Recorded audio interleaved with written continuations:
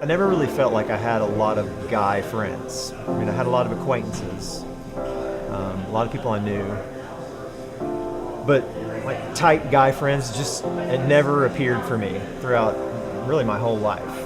So when I came to Keystone and started getting involved, like we were serving, I started to meet more people, and that was cool. But this men's retreat came up, and I was like, all right, I want to go to this, and I have basically one church friend.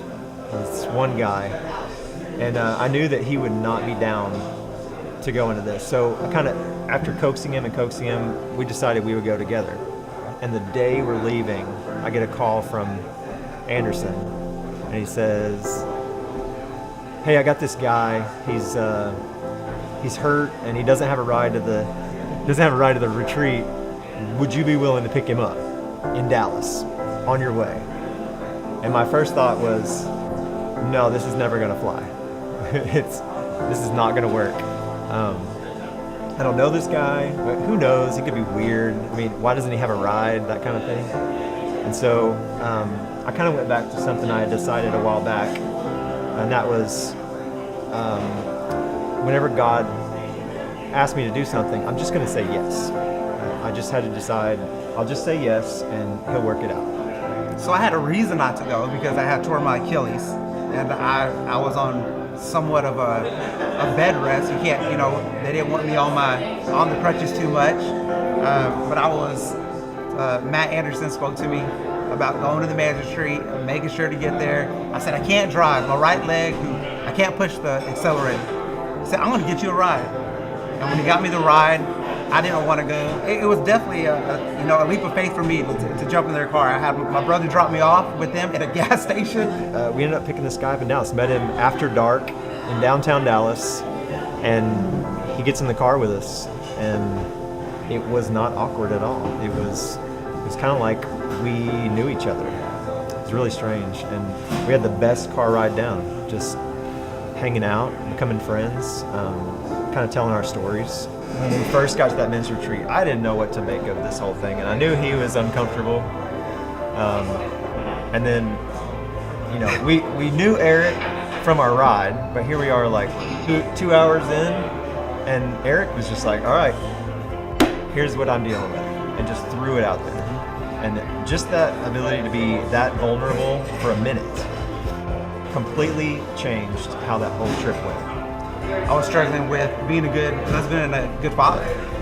And so there was something that was holding me down, and that man's retreat unlocked it. And then these fellas helped encourage me that I could beat it, that I could get past it, rise above it. So these fellas for me was a new start. And I made friends for life. I think so much of it, we think that our problem that we have, or that we're the only ones that have that problem. We don't feel like we're meeting our families, and then we get together and talk, and we're all struggling with the exact same thing. Yes. It really opened my eyes that there's other dudes who are like me. I'm not really as different as I think I am. This group has given me an outlet for whenever I have an issue, I have somebody to go to that's kind of on the outside that can, bounce my problems off of them. We often refer back to that Proverbs verse where iron sharpens iron, and that's kind of the crux of it for us. I really feel like I get better at being a dad. I get better at being a husband. I always say God puts the right people in your life at the right time in your life. And for us, it was the right time in our life, and it stayed that way. What's great is that we're still reaping the reward of it. Absolutely. It hasn't stopped. We've all still been there for each other, which has been something for me I thought I was in it alone. I really did. And I'm not in it alone. It still was, I don't want to go, because he said I was going to ride with two teachers. And to me, that just made it seem like, no, they no. They're probably not into anything that I like. They're probably going to listen to Kenny Loggins or maybe or something like that.